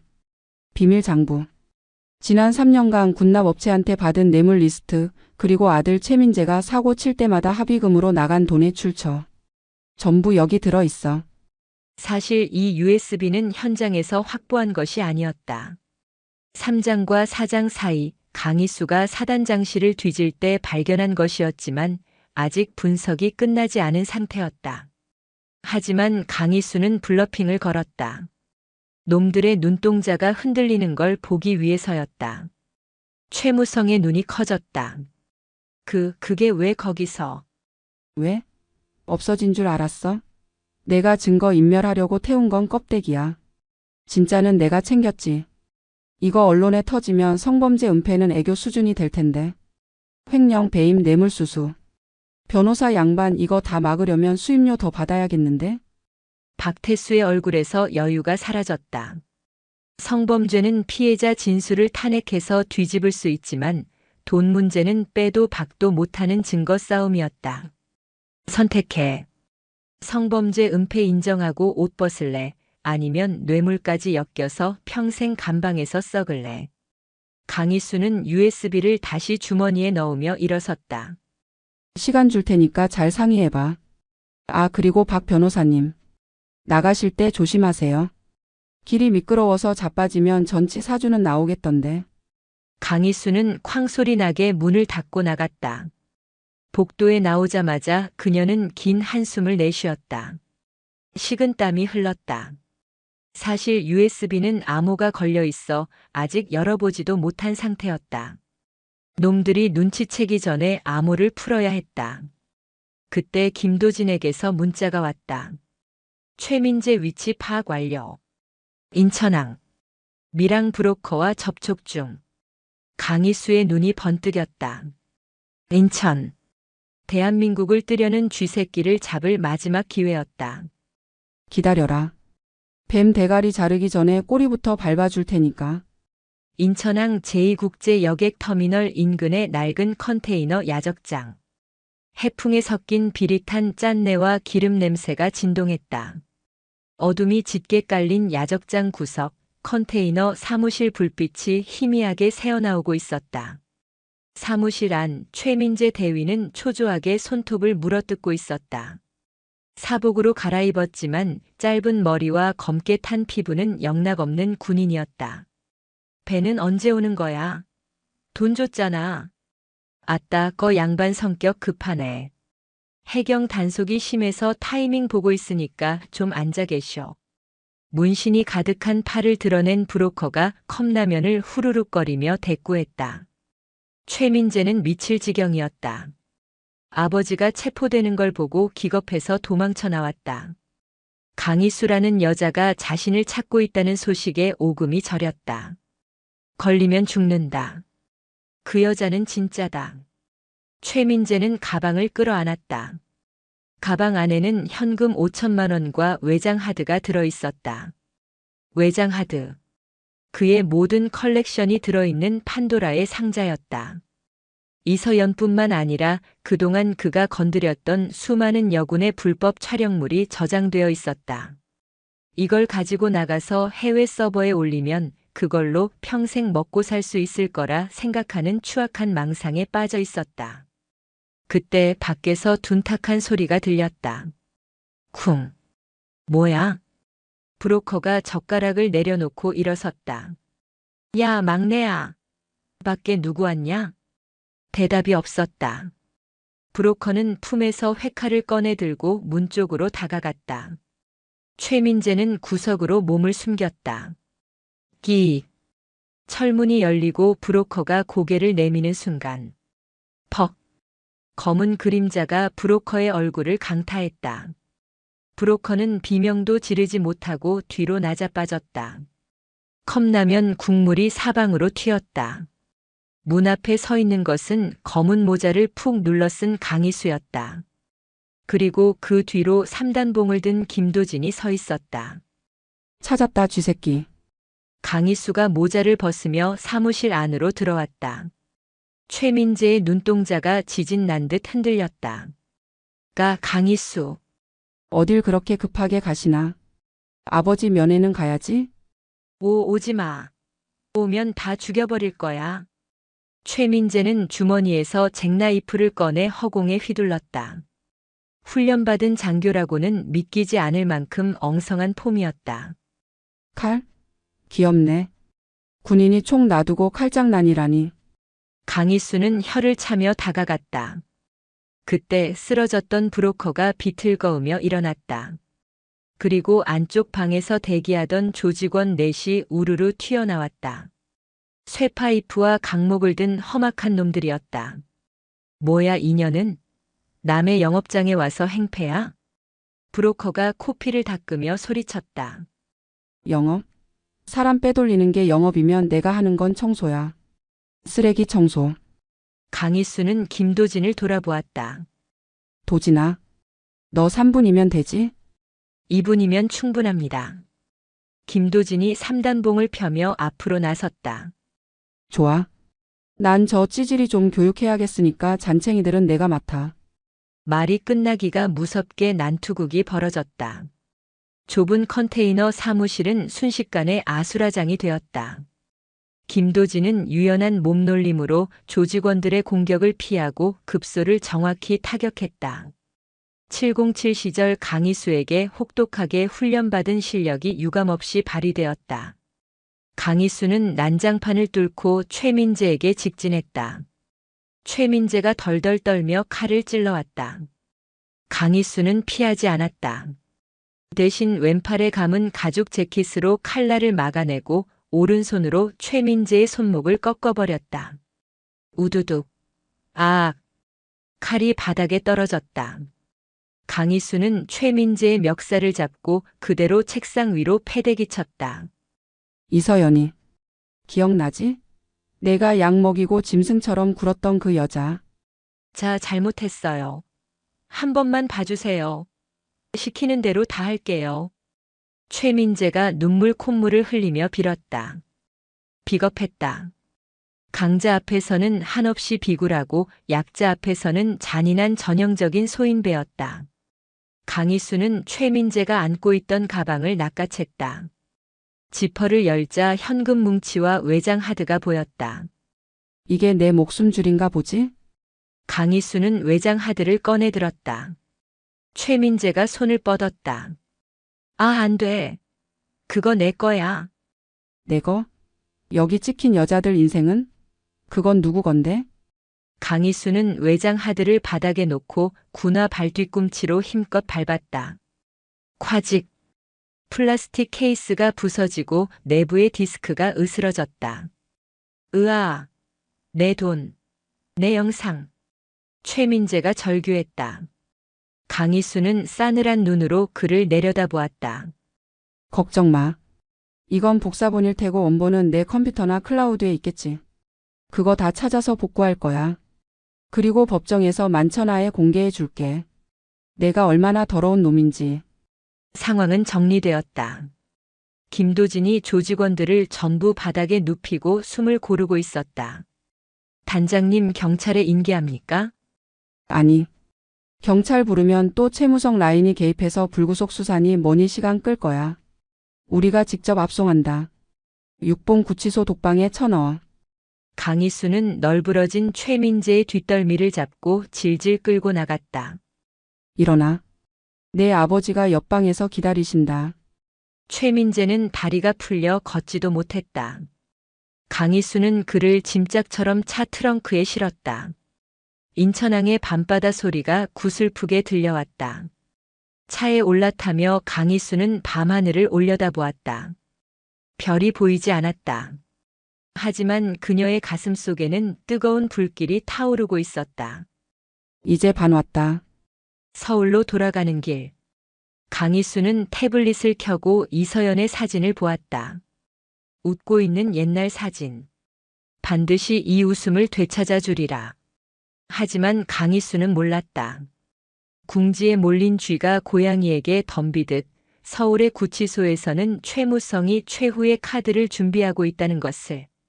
최무성은 면회 온 박태수 변호사에게 은밀한 지시를 내렸다. 이서연. 그년이 문제야. 그년 입만 막으면 돼. 입을 막다니요?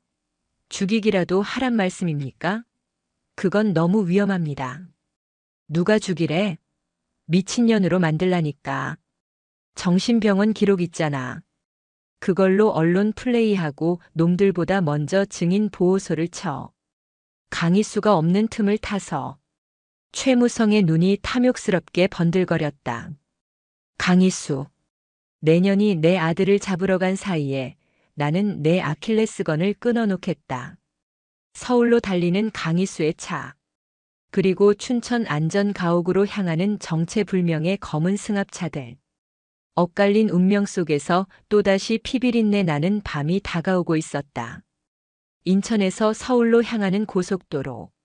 새벽 3시의 도로는 칠흑 같은 어둠에 잠겨 있었다. 김도진이 모는 검은색 세단은 속도계 바늘이 한계치까지 꺾인 채 질주하고 있었다. 뒷좌석에는 손발이 묶인 최민재가 짐짝처럼 구겨져 있었고 조수석의 강희수는 초조하게 손가락으로 무릎을 두드렸다. 도진아 더 밟아. 이미 180입니다, 단장님. 빗길이라 더 이상은 위험합니다. 안전가옥 경비팀장이 전화를 안 받아. 느낌이 안 좋아. 강희수의 육감. 707 시절 수없이 사선을 넘나들며 다져진 그 본능이 뇌랄에 경고음을 울리고 있었다. 최무성이 순순히 당하고만 있을 위인이 아니었다. 놈은 벼랑 끝에 몰린 쥐였고 쥐는 고양이를 물기 위해 이빨을 드러내는 법이었다. 그때 강희수의 전화벨이 울렸다. 발신자는 안전가옥 경비일. 강희수는 거칠게 통화 버튼을 눌렀다. 박 중사. 보고해. 나 단장님. 놈들입니다. 놈들이 들이닥쳤습니다. 비명과 함께 둔탁한 타격음이 들렸다. 그리고 낯선 남자의 목소리가 수화기 너머로 들려왔다. 강희수 중령. 내가 딴 곳에서 힘 빼는 사이에 빈집털이 좀 하러 왔다. 이서연이는 우리가 잘 데리고 놀다가 보내줄게. 정신병원으로. 너 누구야? 이서연 털끝 하나라도 건드리면 건드리면 내가 인천에서 날아오려면 최소 2시간이야. 그 사이면 우린 상황 끝내고 국밥 한 그릇 말아먹고 있겠는데? 하하. 뚝. 전화가 끊겼다. 강희수의 눈동자가 흔들렸다. 2시간. 물리적으로 불가능한 시간이었다. 춘천 안전가옥에는 이서연을 지키기 위해 후배 부사관 2명을 배치해 두었지만 전문적인 해결사들이 작정하고 덤비면 버티기 힘들었다. 차 세워. 네. 고속도로 한복판입니다. 세우라고. 끼익. 차가 갓길에 미끄러지며 멈췄다. 강희수는 뒷좌석으로 몸을 돌려 최민재의 멱살을 잡았다. 야. 내 아비가 보낸 걔들 대장이 누구야? 어디 소속이야? 나도 몰라. 아버지가 알아서 하신다고 했어. 진짜야. 최민재는 공포에 질려 고개를 저었다. 강희수는 그를 내팽개치고 다시 앞을 보았다. 방법이 없었다. 자신이 가는 동안 이서연은 끝장난다. 그때 강희수의 머릿속에 한 사람이 떠올랐다. 화천 인근 춘천과 가장 가까운 곳에 있는 사람. 자신이 군 생활을 하며 유일하게 빚을 졌던 그리고 가장 위험한 남자. 강희수는 떨리는 손으로 연락처를 검색했다. 저장된 이름은 미친 개. 신호가 2번 가기도 전에 상대방이 전화를 받았다. 새벽 3시다. 죽고 싶냐? 잠긴 목소리 하지만 그 안에 서린 살기는 여전했다. 나야. 강희수. 호랑이? 내가 이 시간에 웬일이냐? 뉴스 보니까 7사단 뒤집어 놨던데. 부탁 하나만 하자. 아니 빚 좀 갚아. 빚이라. 춘천 소양댐 인근 안전가옥. 주소 찍어줄게. 지금 당장 가. 내가 왜? 거기 내 새끼가 있어. 짐승들이 물어뜯으려고 해. 내가 가려면 2시간 걸려. 내가 가면 20분이면 돼. 수화기 너머로 침묵이 흘렀다. 라이터 켜는 소리, 그리고 깊게 담배 연기를 뱉는 소리가 들렸다. 상대는 최무성 사단장이 고용한 해결사들. 숫자 불명. 무장 수준은 흉기 소지 추정. 재밌네. 군바리들이랑 노는 건 질렸는데 깡패 새끼들이라면 몸 좀 풀어도 되겠지. 죽이지는 마. 산송장으로만 만들어. 노력은 해보지. 끊어. 출발한다. 전화가 끊겼다. 강희수는 핸들에 이마를 기댔다. 그가 움직인다. 국군정보사령부 HID 출신의 블랙 요원 박철우. 과거 작전 중에 강희수가 목숨을 구해준 적이 있는 인간 병기였다. 도지나 밟아. 200으로 밟아. 철우 그놈이 버텨줄 때 우리가 도착해야 해. 엔진이 비명을 질렀다. 차는 다시 빗길을 뚫고 춘천을 향해 미친 듯이 질주했다. 같은 시각 춘천 안전가옥. 고요하던 별장은 지옥으로 변해 있었다. 유리창은 모조리 깨졌고 거실 바닥에는 강희수가 배치한 경호원 박 중사가 피투성이가 된 채 쓰러져 있었다. 이서연이 어디 숨었어? 나와. 검은 복면을 쓴 5명의 사내들이 집안을 휘젓고 다녔다. 그들의 손에는 야구 방망이와 회칼이 들려 있었다. 최무성의 사주를 받은 전문 용역 깡패들이었다. 이서연은 2층 다락방 구석 옷장에 숨어 입을 틀어막고 있었다. 심장이 터질 듯이 뛰었다. 아래층에서 들려오는 물건 부서지는 소리, 욕설, 그리고 박 중사의 신음소리. 살려주세요. 단장님. 살려주세요. 그녀는 눈물을 흘리며 강희수를 찾았다. 하지만 이곳은 너무 멀었다. 그때 다락방 문이 벌컥 열렸다. 여기 숨었네. 꼭꼭 숨어라 머리카락 보일라. 복면을 쓴 사내 하나가 비릿하게 웃으며 들어왔다. 그의 손에는 주사기가 들려 있었다. 강력한 환각제였다. 이걸 맞고 경찰에 발견되면 그녀는 영락없는 마약 중독자이자 정신 이상자가 되는 것이었다. 오지 마. 오지 마세요. 이서연이 옷장 문을 잡고 버텼지만 사내의 힘을 당해낼 수는 없었다. 문이 뜯겨나가고 사내가 이서연의 머리채를 잡았다. 얌전히 있어. 한 방이면 뽕 간다니까? 아버지 백 믿고 설치는 년이 말이 많아. 사내가 주사기를 이서연의 팔에 꽂으려는 순간이었다. 와장창. 다락방 창문이 깨지며 무언가가 날아들어 사내의 뒤통수를 강타했다. 벽돌이었다. 사내가 비틀거리는 사이 창틀을 밟고 검은 그림자가 안으로 뛰어들었다. 검은색 모터사이클 재킷에 찢어진 청바지. 덥수룩한 수염. 박철우였다. 아씨. 2층인 줄 알았는데 높네. 박철우는 목을 우두둑 꺾으며 사내를 바라보았다. 내가 그 해결사냐? 주사기 들고 설치는 꼴이라니. 양아치도 급이 있지. 너 뭐야? 이 새끼 죽여. 사내가 소리치자 아래층에 있던 나머지 4명이 계단을 뛰어 올라왔다. 좁은 다락방에서 1대5의 대치 상황. 하지만 박철우는 주머니에서 손도 빼지 않았다. 강희수 그 여자가 부탁만 안 했어도 내들 오늘 제삿날인데. 운 좋은 줄 알아라. 박철우의 눈빛이 변했다. 가장 먼저 달려든 놈의 주먹을 고개만 까딱해 피한 그는 순식간에 품에서 손을 빼 놈의 턱을 올려쳤다. 쩍. 턱뼈가 부서지는 소리와 함께 놈이 기절했다. 하나. 박철우는 좁은 공간을 이용해 놈들이 한꺼번에 덤비지 못하게 했다. 회칼을 든 놈이 찌르려 하자 그는 쓰러진 놈의 몸을 방패 삼아 막아내고 로우킥으로 무릎을 박살냈다. 으악. 하지만 숫자가 많았다. 뒤에서 강목이 날아와 박철우의 등을 쳤다. 퍽. 보통 사람이라면 쓰러졌겠지만 그는 신음소리 하나 내지 않고 뒤를 돌아보았다. 안마하냐? 박철우가 강목을 잡고 뺏어 놈의 머리통을 후려쳤다. 그 난장판 속에서 이서연은 구석에 웅크리고 떨고 있었다. 박철우가 놈들을 막아내고 있었지만 놈들은 지치지 않고 계속 덤벼들었다. 박철우의 입가에도 피가 흐르기 시작했다. 그때 집 밖에서 굉음이 들려왔다.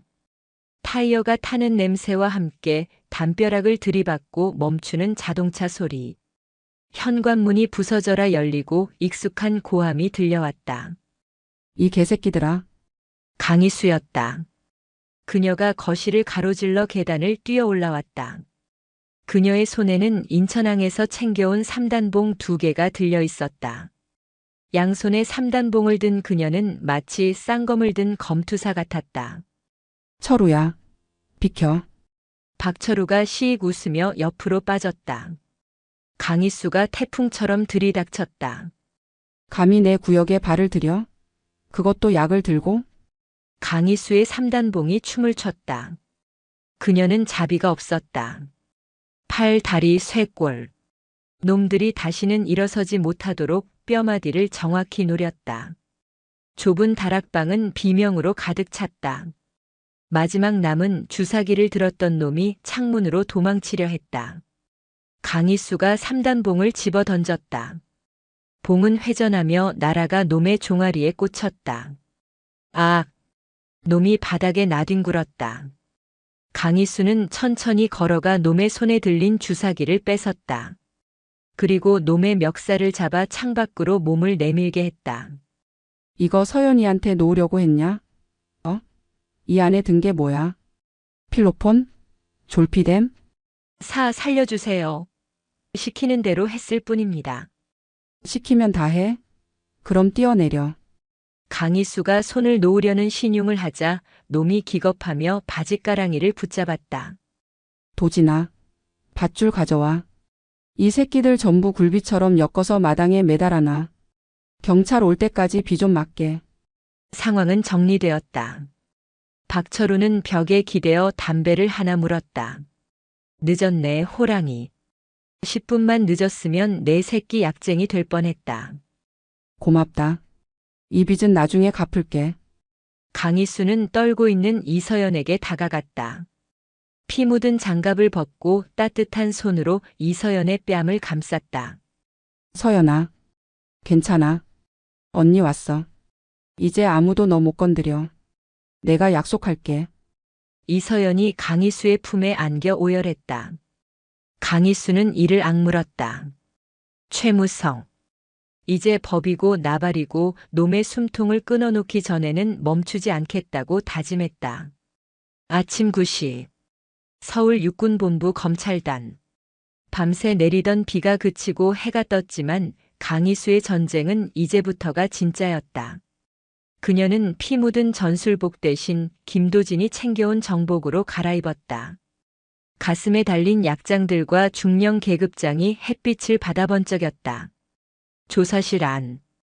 최무성 소장은 여전히 뻣뻣했다. 박태수 변호사가 옆에서 코치를 하고 있었다. 묵비권 계속 행사하십시오. 저쪽에서 내밀 수 있는 건 정황 증거뿐입니다. 녹취록은 불법 감청이라 증거 채택 안 됩니다. 민재 도련님만 입 다물면 이깁니다. 그때 강희수가 조사실 문을 열고 들어왔다. 그녀의 손에는 두툼한 파일철이 들려 있었다. 밤새 안녕하셨습니까, 최 소장님. 구치소 잠자리는 좀 불편하셨을 텐데. 흥. 내년이 언제까지 기고만장할지 보자. 내 변호인단이 벌써 국방부에 탄원서 냈어. 불법 체포 가혹행위. 너 옷 벗을 준비나 해. 최무성이 코웃음을 쳤다. 강희수는 의자에 앉아 파일철을 책상 위에 던졌다. 옷 벗는 건 내가 아니라 당신이야. 그리고 당신 아들. 강희수는 파일철을 펼쳤다. 맨 위에 있는 사진. 새벽에 인천항에서 찍힌 최민재의 처참한 몰골, 그리고 박살난 외장 하드의 잔해였다. 최민재. 새벽 4시에 인천항에서 긴급 체포됐습니다. 밀항시도 외환관리법 위반 그리고 성폭력 특례법 위반. 혐의가 아주 화려하더군요. 최무성의 눈꼬리가 떨렸다. 민재가? 아들 교육을 어떻게 시키신 겁니까? 잡히자마자 10분도 안 돼서 술술 불던데요. 아버지가 시켰다. 헌병대장이랑 짜고 쳤다. 자기는 억울하다. 강희수는 거짓말을 섞었다. 사실 최민재는 공포에 질려 횡설수설했지만 강희수가 원하는 만큼 구체적인 진술을 하지는 않았다. 하지만 죄수의 딜레마. 서로 격리된 상태에서 상대가 불었다고 믿게 만들면 먼저 입을 여는 쪽이 살 길을 찾게 된다. 그럴 리 없어. 내 아들이 날 파리가 없어. 그래요? 그럼 이건 어떻습니까? 강희수는 태블릿을 켰다. 화면에는 새벽 춘천 안전가옥을 습격했던 깡패들의 진술 영상이 재생되었다. 마당에 굴비처럼 엮여서 비를 맞던 그들은 경찰이 오자마자 살려달라며 모든 것을 털어놓았다. 최무성 사단장 측근이라는 변호사가 시켰어요. 이서연 중위한테 마약 주사해서 미친년 만들라고. 돈은 5천 받았습니다. 영상을 본 박태수 변호사의 얼굴이 사색이 되었다. 자신이 사주한 일이 드러난 것이다. 박 변호사님. 이건 살인 교사 및 청부 폭력입니다. 변호사 자격 박탈은 물론이고 당신도 옆방으로 가셔야겠는데? 강희수가 박태수를 노려보았다. 박태수는 헛기침을 하며 주섬주섬 서류를 챙겼다. 저 장군님. 제가 급한 일이 있어서. 이거는 다른 변호사를 알아보시는 게. 뭐? 이봐. 박 변호사. 돈 받아 처먹고 어딜 도망가. 최무성이 소리쳤지만 박태수는 도망치듯 조사실을 빠져나갔다. 이제 방 안에는 강희수와 최무성 단둘뿐이었다. 강희수는 천천히 최무성에게 다가갔다. 보세요. 당신이 믿던 돈, 권력, 인맥. 다 껍데기야. 위기 닥치니까 쥐새끼처럼 도망가는 거 봐. 너 원하는 게 뭐냐? 돈? 진급? 말만 해. 내 비밀 계좌에 있는 돈 절반. 아니, 전부 줄게. 그러니까 이거 덮자. 응? 최무성이 비굴하게 매달렸다. 강희수의 표정이 싸늘하게 굳었다. 그녀는 최무성의 멱살을 잡지 않았다. 대신 책상을 쾅 내려쳤다. 돈? 그 더러운 돈으로 내 명예를 사겠다고? 강희수는 품에서 낡은 사진 한 장을 꺼냈다. 4년 전 임관식 때 찍은 사진. 이서연과 강희수가 환하게 웃고 있는 사진이었다. 이 아이의 웃음. 당신이랑 내 아들놈이 짓밟은 그 웃음. 돈으로 보상이 될 것 같아? 당신은 군인도 아니야. 그냥 제복 입은 범죄자지. 재판? 기대해. 내가 증인석에 서서 당신이 한 짓 토시 하나 안 틀리고 다 까발려 줄 테니까. 그리고 강희수는 최무성의 귀에 대고 속삭였다. 내 아들 최민재. 내가 복구한 외장 하드 영상 이미 방송국에 보냈어. 오늘 저녁 9시 뉴스. 온 국민이 내 아들이 어떤 괴물인지 보게 될 거야. 넌 사회적으로 매장이야. 아, 안 돼. 최무성은 바닥에 주저앉았다. 모든 것이 끝났다. 아들의 범죄가 전파를 타면 그 어떤 권력으로도 막을 수 없다. 여론재판 그리고 법의 심판. 그는 완벽하게 파멸했다. 강희수는 조사실을 나왔다. 복도 의자에 김도진이 앉아 있다가 벌떡 일어났다. 단장님, 고생하셨습니다. 아직 안 끝났어. 재판 남았어. 서현 중위는 병원에서 안정을 찾았습니다. 그리고 김도진이 머뭇거리다 말을 이었다. 아까 방송국 PD한테 연락 왔습니다. 단장님이 보내신 자료 데스크 승인 떨어졌답니다. 오늘 밤 특종으로 나갑니다. 그래. 잘 됐네. 강희수는 창밖을 바라보았다.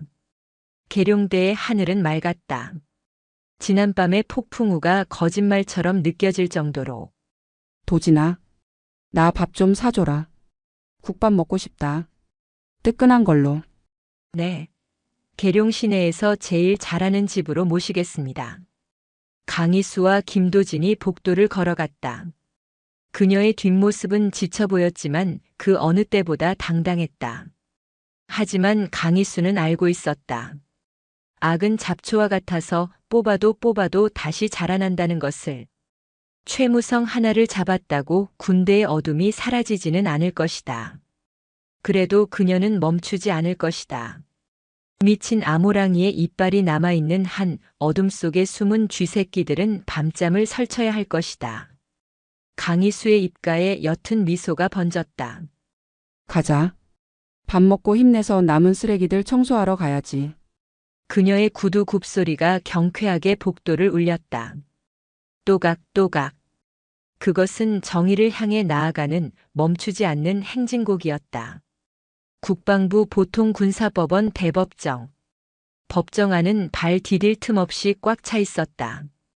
지난밤 방송국을 통해 최민재의 추악한 범죄 영상과 최무성 소장의 육성이 공개되면서 대한민국은 그야말로 뒤집어졌다.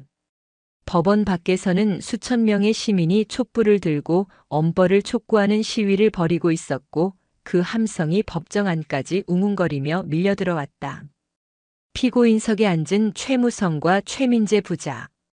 화려했던 별 2개는 사라지고 가슴에 수임 번호가 박힌 푸른색 수의를 입은 최무성은 며칠 새 10년은 늙어 보였다. 옆에 앉은 최민재는 고개를 푹 숙인 채 덜덜 떨고 있었다. 재판장님, 피고인 최무성은 평생을 국가에 헌신한 군인입니다. 강희수 중령의 체포 과정은 명백한 불법이었으며 강압에 의한 자백은 증거 능력이 없습니다. 새로 선임된 대형 로펌의 변호사가 핏대를 세우며 변론했다. 돈으로 바른 호화 변호인단이었다. 그들은 절차상의 문제를 집요하게 물고 늘어지며 무죄를 주장하고 있었다. 방청석 맨 앞줄 정복을 갖춰 입은 강희수가 팔짱을 낀 채 그 꼴을 지켜보고 있었다. 그녀의 눈빛은 서늘했다. 짖어라. 목이 터져라 짖어봐.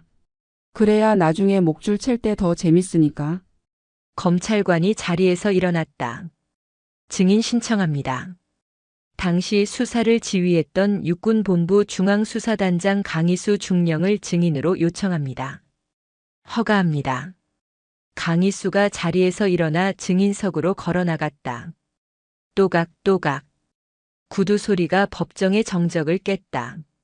그녀가 증인석에 앉자 최무성이 이를 갈며 노려보았다. 강희수는 그 시선을 피하지 않고 비릿하게 웃어주었다.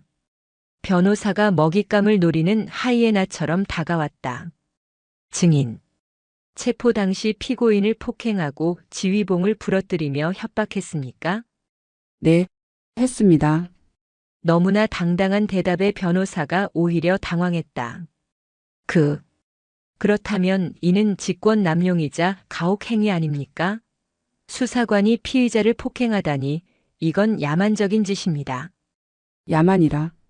변호사 양반 뭔가 착각하고 있군. 강희수가 마이크를 잡고 변호사를 똑바로 응시했다. 나는 군인이고 내 임무는 적을 섬멸하는 겁니다. 내 부하 내 전우를 건드린 놈은 더 이상 아군이 아닙니다. 그건 적입니다. 적을 제압하는데 뺨 좀 때리고 몽둥이 좀 부러뜨린 게 뭐 대수입니까?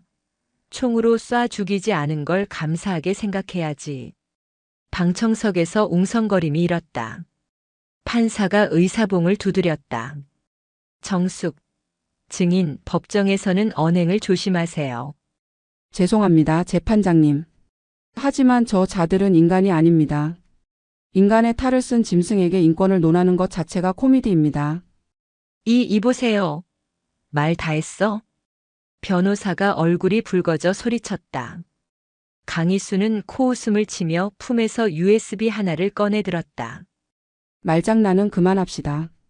재판장님, 검찰 측에서 제출한 영상 증거 외에 제가 어제 복구한 추가 영상을 증거로 제출합니다. 추가 영상입니까? 최민재의 클라우드에서 찾은 겁니다. 놈이 지었다고 생각했던 원본이죠.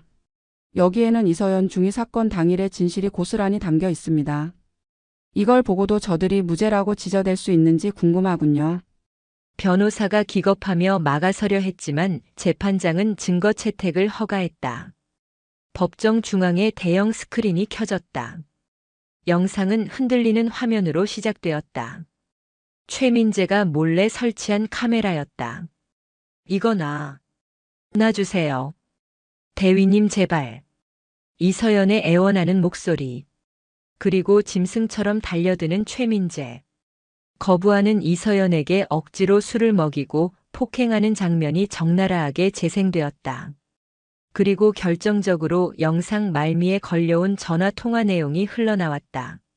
아빠, 나 사고 쳤어. 어떡해. 이 멍청한 새끼. 일단 개입부터 막아. 헌병대장 보낼 테니까 약 먹여서 재워. 자살 시도 한 걸로 꾸밀 테니까 걱정 마. 최무성의 목소리였다.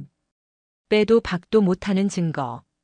아들이 찍은 불법 촬영물이 아비의 목을 조르는 밧줄이 되어 돌아온 순간이었다. 법정은 경악으로 물들었다. 방청석에서 욕설과 비명이 터져 나왔다. 최무성은 얼굴이 하얗게 질려 바들바들 떨었다. 최민재는 귀를 막고 비명을 질렀다. 끄라고. 저거 내 거 아니야. 하지만 영상은 멈추지 않았다. 그때 법정 문이 열리고 휠체어 한 대가 들어왔다. 김도진이 밀고 들어오는 휠체어에는 환자복을 입은 이서연이 타고 있었다. 아직 창백하고 야윈 모습이었지만 그녀의 눈빛만은 살아있었다. 피해자 이서연 중위 증인으로 출석했습니다. 장내가 숙연해졌다. 이서연은 떨리는 손으로 마이크를 잡았다. 강희수가 증인석에서 내려와 이서연의 손을 꽉 잡아주었다. 할 수 있어. 서연아. 저놈들 똑바로 봐. 내가 죄인이 아니라는 걸 보여줘. 이서연이 고개를 끄덕였다. 그녀는 최민재를 손가락으로 가리켰다. 저 사람은 악마입니다. 저를 짓밟고 제 영혼까지 죽이려 했습니다. 사단장인 그의 아버지는 저를 정신병자로 몰아 사회에서 매장하려 했습니다. 저는 살고 싶었습니다. 죽으려고 했던 게 아니라 살고 싶어서 살려달라고 소리쳤던 겁니다. 이서연의 오열에 방청객들도 함께 울었다. 판사의 눈시울도 붉어졌다. 변호사는 더 이상 아무 말도 하지 못하고 자리에 주저앉았다. 게임은 끝났다. 강희수는 피고인석으로 다가가 최무성의 귀에 대고 속삭였다. 들리나? 저 울음소리. 내가 만든 지옥에서 살아 돌아온 생존자의 증언이다. 이제 내 차례야. 그 지옥으로 들어갈 시간이다. 최무성은 고개를 떨구었다. 재판장이 판결문을 낭독하기 시작했다. 피고인 최무성. 군의 기강을 무너뜨리고 부하를 보호해야 할 지휘관의 의무를 저버린 채 자신의 권력을 이용해 끔찍한 범죄를 은폐하려 했다. 이는 용서받을 수 없는 중죄이다. 이에 피고인에게 징역 20년을 선고한다. 또한 피고인 최민재에게는 성폭력 범죄의 처벌 등에 관한 특례법 위반으로 징역 15년을 선고한다. 탕, 탕, 탕. 의사봉 소리가 법정을 울렸다. 최무성 부자는 헌병들에 의해 끌려나갔다. 시민들이 그들을 향해 물병과 계란을 던졌다. 강희수, 두고 보자. 내가 나가면 가만 안 둬. 최무성의 발악하는 소리가 복도 끝으로 사라질 때까지 강희수는 그 뒷모습을 지켜보았다. 나올 수 있으면 나와봐. 그때는 감방이 아니라 지옥으로 보내줄 테니까. 강희수는 이서연을 안아주었다. 두 여자의 눈에서 뜨거운 눈물이 흘러내렸다. 길고 긴 싸움의 끝이었다. 사건 종결 3개월 후 대한민국 충청남도 계룡대 육군본부 대연병장. 구름 한 점 없는 맑은 가을 하늘 아래 군악대의 웅장한 연주가 울려 퍼졌다. 오와 열을 맞춘 장병들이 도열해 있었고 단상 위에는 대통령과 국방부 장관 그리고 육군참모총장이 서 있었다. 사회자의 목소리가 스피커를 타고 흘러나왔다. 다음은 보국 훈장 수여가 있겠습니다. 육군본부 중앙수사단장 강희수 대령. 단상 아래 대기하고 있던 강희수가 절도 있는 동작으로 걸어나갔다. 그녀의 어깨에는 중령 계급장이 아닌 새로 단 대령진 계급장이 빛나고 있었다. 이번 사건의 공로를 인정받아 특진과 함께 훈장 수여가 결정된 것이다. 강희수는 대통령 앞에 서서 거수 경례를 붙였다. 충성. 강 대령. 자네 같은 군인이 있어 대한민국이 든든합니다. 그동안 마음고생 많았습니다. 대통령이 직접 그녀의 목에 훈장을 걸어주었다. 묵직한 훈장의 무게가 느껴졌다. 그것은 단순히 금속의 무게가 아니었다. 그녀가 지켜낸 정의의 무게, 그리고 흘린 피와 땀의 무게였다. 단상 아래에서 김도진 중령이 박수를 치고 있었다. 그 역시 소령에서 중령으로 진급했다. 그의 옆에는 민간인 복장을 한 여성이 밝게 웃으며 손을 흔들고 있었다. 이서연이었다. 그녀는 군을 떠났다. 명예로운 저녁이었다. 비록 군복은 벗었지만 그녀의 얼굴에는 더 이상 그늘이 없었다. 심리 치료를 마치고 이제는 청소년 상담사라는 새로운 꿈을 향해 나아가고 있었다. 행사가 끝나고 강희수는 연병장 구석 벤치에 앉아 담배를 꺼내 물었다. 지포 라이터의 뚜껑을 여는 순간 누군가가 쑥 들어와 불을 붙여주었다. 김도진이었다. 도진아. 너 이제 중령이다. 부관 노릇 그만해라. 전역하는 날까지 단장님 부관할 겁니다. 저 받아줄 지휘관이 단장님 말고 또 어디 있겠습니까? 김도진이 넉살 좋게 웃었다. 싱거운 놈. 강희수가 피식 웃으며 연기를 내뱉었다. 그때 이서연이 다가왔다. 단장님, 아니, 이제 대령님이라고 불러야 하나요? 축하드려요. 이서연이 꽃다발을 안겼다. 프리지어. 당신의 시작을 응원합니다라는 꽃말을 가진 꽃이었다. 고맙다 서연아. 얼굴 좋아 보이네. 요즘은 어때? 바빠요. 상담 공부하느라 정신없어요. 저처럼 아픈 사람들 도와주고 싶어서요. 단장님이 저를 구해주신 것처럼 저도 누군가를 구해주고 싶어요. 이서연의 눈이 반짝였다. 그 눈빛을 보자 강희수의 가슴 한구석에 남아있던 부채감이 비로소 씻겨 내려가는 것 같았다. 그래. 넌 잘할 거야. 누구보다 강한 아이니까. 강희수는 이서연의 머리를 쓰다듬어 주었다. 그때 멀리서 검은색 모터사이클 한 대가 굉음을 내며 다가왔다. 헬멧을 벗은 남자는 HID 출신의 박철우였다. 어이 호랑이. 뉴스 보니까 훈장 받았더라. 나한테도 지분 있는 거 알지? 알지. 밥 한 끼 사면 되나? 밥은 됐고 나중에 소주나 한 잔 사. 그리고 고맙다. 덕분에 나도 사람 구실 한 번 했다. 박철우가 쑥스러운 듯 코를 쓱 문지르고는 다시 헬멧을 썼다. 갈게. 또 일 생기면 불러. 싸게 해줄 테니까. 박철우가 바람처럼 사라졌다. 강희수는 그 뒷모습을 보며 미소 지었다. 자, 이제 우리도 갈까? 어디로 가십니까? 회식하러 가시죠. 김도진이 들뜬 목소리로 물었다. 강희수는 자리에서 일어나 정모를 고쳐 썼다. 회식은 나중이야. 정보가에서 첩보 하나 들어왔어. 남수단 파병 부대에서 보급품 횡령해서 뒷돈 챙기는 놈들이 있다는군.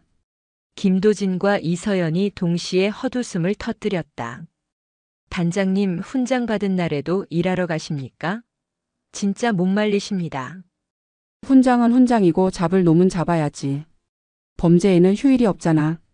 강희수의 눈이 다시 형형하게 빛났다. 그것은 먹잇감을 노리는 맹수의 눈, 아니 대한민국을 지키는 수호신의 눈이었다. 도지나 시동 걸어. 이번엔 아프리카다. 예, 알겠습니다. 김도진이 경례를 붙이고 차로 뛰어갔다. 강희수는 이서연에게 손을 흔들어 보이고는 천천히 걸음을 옮겼다. 가을바람이 그녀의 제복 자락을 휘날렸다. 세상에는 여전히 어둠이 존재한다. 권력 뒤에 숨은 악, 약자를 짓밟는 폭력, 진실을 가리는 거짓. 하지만 두렵지 않다.